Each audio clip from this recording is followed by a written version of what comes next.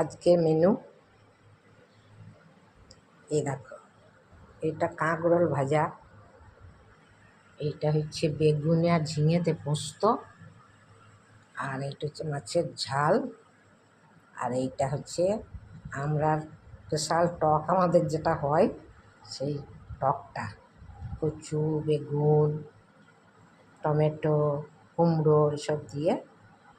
আজকে তাতে মাছ দেওয়া হয়নি। এই হচ্ছে আমাদের আজকের মেনু। এবার খেতে বসবো, তাই তোমাদেরকে একটু দেখালাম, দেখে বলবে কেমন আমাদের রান্নাবান্না। আমরা হচ্ছি একদম পিওর বাঙালি, তাই মাছ ছাড়া আমাদের ভাত যায় না। সে যে কোনো মাছই হোক, অল্প দামি মাছই হোক আর বেশি দামি মাছই হোক, আমাদের মাছটা থাকে। কিছু মনে করো না তার জন্য।